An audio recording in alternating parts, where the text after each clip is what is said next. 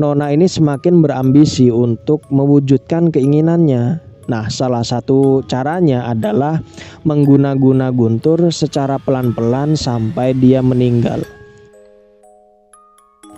Jadi, dia ini membuat Guntur gampang terserang penyakit. Dia juga membuat Guntur bertekuk lutut kepadanya. Dia juga membuat Guntur mempercayainya 100% dan membuat Guntur tidak melirik yang lain atau membuat Guntur tidak percaya omongan orang lain. Aku mikir ini pantas saja. Berkali-kali aku ngasih tahu Guntur bahwa Nona ini berbuat macam-macam, tapi Guntur perlahan tidak percaya omonganku dan bahkan tidak peduli.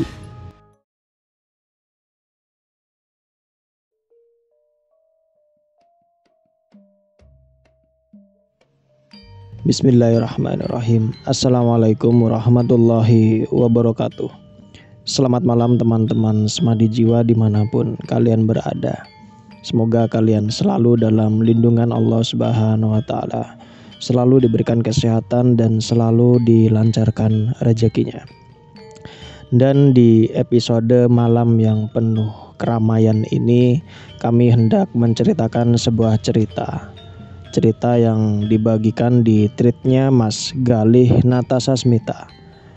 Kejadian ini terjadi di Jawa Barat dan di sekitar tahun 2021. Dan sebelum kita masuk ke dalam cerita, untuk teman-teman yang menonton tayangan ini, kalau berkenan dan kalau boleh di subscribe terlebih dahulu dan di like.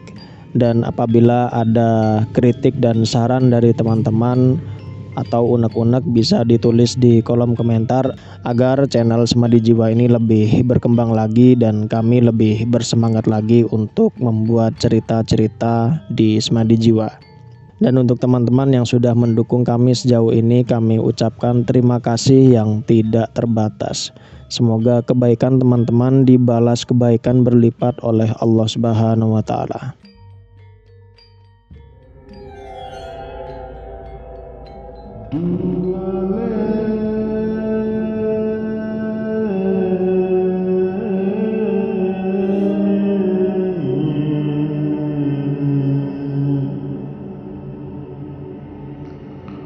Sepak kentur jalan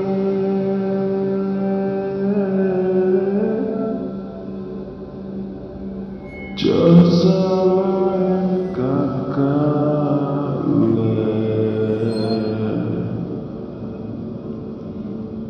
benami pas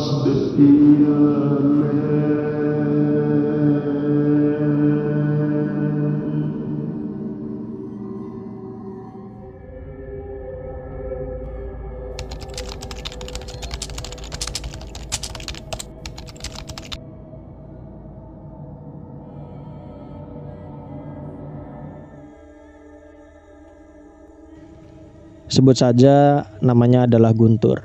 Dia ini adalah salah satu sahabatku. Kami sebelumnya pernah menjadi satu tim di salah satu perusahaan di daerah Tangerang, Banten. Selain itu kami juga satu kosan dan sering menghabiskan waktu bersama teman-teman kos yang lain. Selain karena satu kerjaan dan satu kosan, aku dan Guntur ini juga satu kampus ketika kuliah di Bandung. Saat itu kami sama-sama merantau ke Tangerang. Dan singkat cerita, setelah 2 tahun di tempat kerjaan lama, Guntur ini mendapatkan tawaran kerja baru yang berlokasi di Bintaro, Tangerang Selatan. Menurutnya ini adalah kesempatan yang tidak akan dia lewati dan akhirnya dia memutuskan untuk resign dari tempat lama. Aku saat itu menemani Guntur mencari kosan baru di Bintaro. Dan setelah keliling beberapa waktu, akhirnya kami pun menemukan kosan yang cocok dan tidak terlalu jauh dengan tempat kerja. Dan beberapa bulan setelahnya, Guntur memberitahu bahwa dia ini sedang mendekati wanita yang memang merupakan tipe idealnya. Aku sangat senang saat itu mendengarkan cerita Guntur karena dia mendapatkan wanita yang dia idam-idamkan. Jadi menurutku pacarnya Guntur ini cantik, terlihat baik hati juga dan pintar. Mungkin hal itu yang menjadi pertimbangan Guntur. Tapi saat aku bertemu dengan Guntur dan pacarnya, aku merasa energi pacarnya ini kurang baik. Entah, aku pun tidak tahu penyebab energi dia ini kurang baik kenapa. Dan saat itu aku mencoba berpikir positif dan tidak terlalu jauh untuk mencari tahu. Nah, 4 atau 5 bulan setelah mereka pacaran ini, Guntur ini tiba-tiba mengirimkan pesan tengah malam. Dia bilang dia ini sedang dirawat di rumah sakit secara mendadak. Nah, keesokan harinya aku langsung menjenguk Guntur dan tanya apa yang sebenarnya terjadi. Aku semalam gak bisa napas, Li. Dadaku sakit banget. Gak bisa napas. Setauku Guntur ini tidak memiliki riwayat penyakit sesak napas atau sakit paru-paru. Dan dokter saat itu memvonis bahwa dia mengidap TBC secara tiba-tiba. Terus aku tanya, apa Guntur ini akhir-akhir ini merokok atau menghirup udara kurang bersih atau yang lain apa gimana? Dan menurut dia ini nggak merokok dan hidup sehat seperti sebelumnya. Ya sudah, aku berpikir positif, mungkin Guntur lengah atau luput gitu. Saat aku menjenguknya saat itu pacarnya kemudian datang membawa makanan dan minuman serta baju ganti untuk Guntur. Tapi ketika dia datang ini, entah kenapa aku mengalami sakit kepala, sedikit mual dan rasanya itu tidak enak. Entah apa yang terjadi. Lagi-lagi aku mencoba positive thinking dan tidak mencari tahu. Guntur dirawat kurang lebih 5 hari dan setelahnya kembali lagi kerja secara normal. Aku menyarankan agar dia ini tetap kontrol ke dokter. Jaga-jaga kalau misal terjadi sesuatu yang tidak diinginkan. Dan dugaanku ini terjadi. Jadi selang beberapa minggu setelahnya, Guntur masuk rumah sakit lagi dengan gejala yang sama yaitu TBC. Dan kali ini kondisi dia ini semakin menurun. Aku tidak dapat lagi melihat aura positif pada dirinya. Dokter juga menyarankan agar Guntur ini dirawat lebih intensif guna mendapatkan penanganan yang baik. Nah, beberapa hari dirawat, Guntur sudah bisa kembali ke kosan dan kerja seperti biasanya. Tapi dalam 1 tahun itu, Guntur ini sering bolak-balik ke rumah sakit dengan gejala yang sama. Nah, di tahun kedua, saat itu aku berharap kondisi Guntur ini jauh lebih baik. Dan benar, awal tahun aku melihatnya jauh lebih baik. Aku berpikir semoga ini memang pertanda yang baik untuk Guntur gitu. Nah, saat itu kalau tidak salah bulan Februari di tahun kedua itu aku mendapatkan kabar bahwa Guntur ini dirawat lagi di rumah sakit. Saat itu katanya dia mengalami diare yang sangat hebat yang menyebabkan cairan pada tubuhnya berkurang sehingga menjadi lemas. Dan mendengar kabar itu, aku lantas langsung ke rumah sakit menjenguk Guntur. Dan benar saja, saat itu kondisi Guntur sangat jauh berbeda, sangat lemas dan tidak bergairah. Aku di situ melihat pacarnya, dia itu begitu telaten merawat Guntur dan entah kenapa saat di dekat pacarnya Guntur itu aku tuh lagi-lagi merasakan sakit kepala karena merasa energinya itu tidak enak sama sekali. Entah apa dan entah siapa yang ada di balik pacar Guntur ini. Nah, melihat kondisi Guntur yang selalu memburuk, aku akhirnya memutuskan untuk mencari tahu secara kebatinan apa yang sebenarnya terjadi. Karena semenjak dia ini pacaran, kondisinya ini selalu tidak stabil dan turun drastis gitu. kondisi Guntur ini terus menurun dan energi negatif yang berasal dari pacarnya pun semakin besar. Aku sebenarnya rada khawatir jika mencari tahu mengenai hal-hal seperti ini melalui hal kebatinan. Takutnya hal-hal buruk itu berbalik ke aku. Hanya saja karena Guntur ini adalah sahabatku, aku memutuskan untuk mengesampingkan kekhawatiran itu. Jadi saat itu tepat tengah malam, aku terbangun dan mempersiapkan diri untuk mencari tahu. Aku saat itu bertawasul, berdoa, dan meminta petunjuk. Saat itu posisiku berada di ruang tengah rumah. Dan ketika bertawasul itu, aku mendengar suara geraman yang berasal dari depan pintu rumah. Gitu. Aku sebelumnya gak pernah mendengar suara geraman itu walaupun kayak biasanya sholat malam gitu. Malam itu suasana berubah menjadi sedikit tidak kondusif dan bau-bau aneh mulai tercium sangat pekat. Aku lanjut bertawasul, semakin keras geraman makhluk itu dan semakin banyak gangguan yang dia buat. Yang pasti dia ini bukan manusia dan benar saja ketika aku memutuskan untuk melihat dan membuka pintu depan, di depan pagar rumah itu ada nampak jelas terlihat sosok tinggi besar, matanya merah, bertaring dan bulu hitam yang lebat di sekujur tubuhnya. Entah ini makhluk apa. Aku baru pertama kali melihat makhluk seperti itu. Terus makhluk ini tuh bilang, "Saya hanya suruhan ibu dari anak itu." Dia menyampaikan kalimat itu sambil terus menggeram. Anak itu, anak yang mana? Aku mikir gitu. Makhluk itu hanya berdiri di depan pagar rumah dan tidak berani masuk. Terus dia bilang lagi, "Jangan mencampuri urusan kami ya." Aku mikir dalam hati, aku ini tidak akan mencampuri urusan makhluk itu. Tapi akibat yang dia perbuat, sahabatku ini terus-terusan sakit dan kondisinya semakin turun. Nah, keesokan harinya aku menceritakan semua apa yang aku alami malam itu ke Guntur. Dia percaya, tapi dia nggak dapat berbuat apa-apa karena pacarnya ini sudah berbuat baik ke dia dan dia itu nggak bisa menjauhi atau memutuskan hubungan itu. Terus dia bilang, beberapa hari yang lalu tuh dia marah ke aku, Lih. Aku tuh ngeliat di tasnya dia itu ada bungkusan warna putih, kayak dibungkus sama kain kafan gitu. Aku pertama kali ngeliat dia itu marah kayak gitu. Nah, kalimat itu masih terngiang sampai sekarang. Saat itu aku tanya isi bungkusannya apa, tapi Guntur nggak tahu isi di dalamnya apa. Nah, singkat cerita, di tahun ketiga kondisi Guntur ini tidak berujung membaik.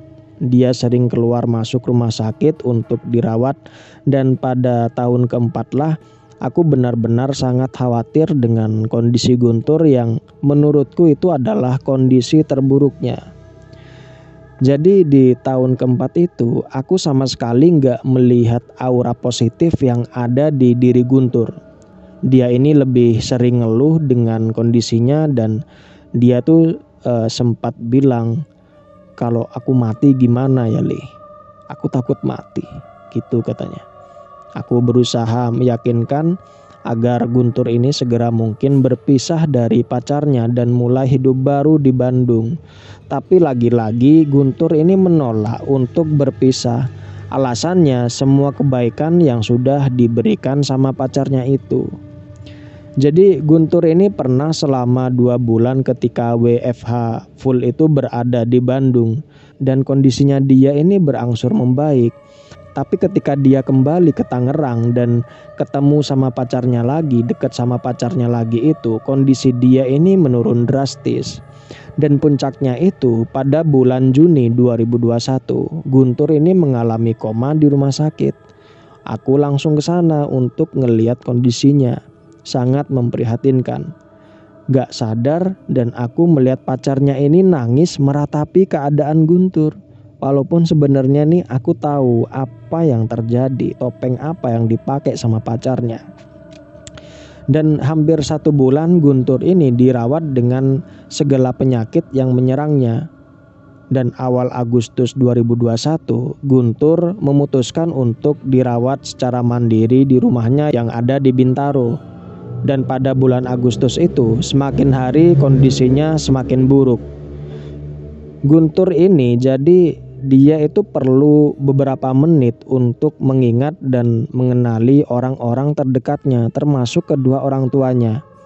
Dan saat aku berkunjung, dia tuh tidak kenal sama aku. Dan aku butuh beberapa menit untuk membuatnya sadar. Dari kondisinya yang segar bugar sampai tidak mengenali orang lain, jujur aku sangat menyesal tidak dapat menolongnya karena saat itu Guntur melarangku. Melihat kondisi anaknya yang sudah tidak mengenali orang-orang terdekatnya, keluarga Guntur memutuskan untuk membawanya ke rumah di Bandung, jaga-jaga kalau misalkan ada sesuatu yang tidak diinginkan. Nah, singkat cerita, aku ini saat itu mengirimkan pesan ke salah satu teman kami dan untuk mengajak menjenguk Guntur di Bandung. Bro, kita jenguk Guntur yuk hari Sabtu di Bandung. Nah, dia ini adalah Tommy. Dia ini tinggal di Indramayu, Jawa Barat. Nah, hari Kamisnya aku tuh mengalami hal yang sangat mencurigakan gitu. Jadi saat aku memasuki rumah, aku kepleset dan menyebabkan satu gigi depanku ini patah. Nah, dan beberapa hari sebelumnya aku juga bermimpi gigi patah dan hari itu terjadi. Entah apa yang akan terjadi, aku merasa agak sedikit cemas akan pertanda itu. Dan di hari Jumat pagi, aku memutuskan untuk berangkat ke Bandung duluan dengan niatan mau nambal gigi dulu di RSGM dan hari Sabtunya bareng Tommy ke tempat Guntur. Nah, aku saat itu mencoba berpikir positif sepanjang jalan menuju Bandung. Tapi tepat setelah selesai sholat Jumat, aku dikabari oleh keluarga Guntur bahwa Guntur sudah meninggal. Iya, Guntur meninggal sesaat setelah sholat Jumat. Nah, melihat pesan yang dikirimkan oleh keluarganya itu, aku cuma bisa diem. Jantung berdetak begitu keras dan bingung dengan situasi apa yang terjadi saat ini. Seperti patung gak bergerak melihat layar HP. Nah, saat itu Tommy langsung menghubungiku dan memberitahu jika dia tengah di dalam perjalanan menuju Bandung. Kayaknya dia sudah mendengar kabar kalau Guntur sudah meninggal. Nah, tanpa pikir panjang, aku langsung ninggalin masjid dan berangkat ke rumah Guntur yang berada di Kabupaten Bandung di Cililin itu. Siang itu akses menuju Cililin entah kenapa begitu macet, gak seperti biasanya. Dari Bandung ke Cililin aku nempuh selama 3 jam lamanya yang seharusnya 1 jaman itu juga sudah sampai. Nah, singkat cerita, sesampainya di rumah Guntur, dia sudah dimakamkan dan aku gak sempat melihatnya untuk yang terakhir kali. Hari itu aku benar-benar sangat sedih. Kali pertamanya aku kehilangan sahabat untuk selamanya dan aku gak bisa bertemu dia lagi. Nah, gak beberapa lama Tommy dan teman-teman yang lain datang ke rumah duka. Kami benar-benar tidak dapat menahan rasa sedih, nangis atas meninggalnya sahabat kami. Jika memang benar kematian Guntur ini ada sangkut pautnya dengan pacarnya, kami tidak akan memaafkannya. Nah, malam harinya setelah tahlilan pertama selesai, aku dan teman-teman memutuskan untuk meninggalkan rumah duka dan menuju ke penginapan. Di sana aku mencoba untuk mencari tahu secara batin atas apa yang terjadi dan aku tidak peduli dengan makhluk hitam yang mendatangiku sebelumnya. Jadi waktu itu tengah malam, aku bertawasul dan meminta petunjuk. Butuh waktu yang sangat lama. Tapi atas izin Allah, tervisualisasikanlah semua kejadian dan jawaban yang akan aku ketahui saat itu. Jadi pacar Guntur ini sebut saja namanya Nona. Dia ini merupakan wanita yang cantik, cerdas, dan memiliki karir yang bagus di tempat kerjanya. Awal mulanya Nona ini memang menyukai Guntur tanpa ada sesuatu yang dia sembunyikan. Nona memang memiliki karir yang cemerlang, tapi tidak demikian dengan keluarganya. Dia punya keluarga yang sangat complicated, yang sangat rumit, yang tidak dapat aku bagikan secara detail di sini. Hal itu secara nggak langsung mempengaruhi kehidupan Nona. Sementara Guntur ini sebaliknya, dia merupakan anak sulung dari 4 bersaudara. Dia punya keluarga yang sangat bahagia, harmonis, dan figur keluarga ideal yang mungkin susah didapatkan saat ini. Guntur pernah membawa Nona ke rumahnya di Bandung dan memperkenalkan kepada keluarga inti. Nah, semenjak pertemuan dengan keluarga Guntur ini, Nona seperti menemukan sosok keluarga yang dia inginkan, yang dia impikan. Aku nggak habis pikir, Nona ini ingin merebut posisi Guntur di keluarganya dengan cara menyakiti Guntur secara pelan-pelan. Nah, dengan begitu, Nona memiliki alasan untuk merawat Guntur dan keluarga Guntur pun akan sangat berterima kasih atas kebaikan Nona. Ini memang gak masuk akal, tapi ini terjadi oleh sahabatku sendiri. Jadi saat Guntur ini sakit, Nona ini lebih sering berkomunikasi dengan keluarga Guntur. Dan dia memanggil ibu dan ayah Guntur itu dengan sebutan mamah dan papa. Nah, hal itu sangat disukai oleh Nona. Keluarga mana yang gak berterima kasih ketika anaknya ada yang ngerawat dengan tulus? Jadi Nona ini sudah menganggap keluarga Guntur ini seperti keluarganya sendiri dan mereka tidak keberatan akan hal itu. Tapi Nona ini semakin berambisi untuk mewujudkan keinginannya. Nah, salah satu caranya adalah mengguna-guna Guntur secara pelan-pelan sampai dia meninggal. Lantas, guna-guna apa yang dilakukan oleh Nona ini? Jadi dia ini membuat Guntur gampang terserang penyakit. Dia juga membuat Guntur bertekuk lutut kepadanya. Dia juga membuat Guntur mempercayainya 100% dan membuat Guntur tidak melirik yang lain atau membuat Guntur tidak percaya omongan orang lain. Aku mikir ini pantas saja. Berkali-kali aku ngasih tahu Guntur bahwa Nona ini berbuat macam-macam, tapi Guntur perlahan tidak percaya omonganku dan bahkan tidak peduli. Dan saat ini aku cuma bisa berharap bahwa Guntur mendapatkan tempat yang layak di sisi Allah Subhanahu wa Ta'ala, dan dia sudah tidak kesakitan lagi. Demikian cerita ini dibagikan di tweetnya Mas Galih Natasha Smita. Semoga dari cerita yang menyedihkan dan mengerikan ini kita bisa mendapatkan sebuah pelajaran penting, sebuah hikmah penting yang bisa kita petik untuk kehidupan kita sendiri. Dan juga semoga cerita ini bisa menghibur kalian dan menemani kalian di waktu senggang dan waktu istirahat kalian. Saya mohon pamit undur diri, mohon maaf kalau ada salah-salah kata. Wassalamualaikum warahmatullahi wabarakatuh.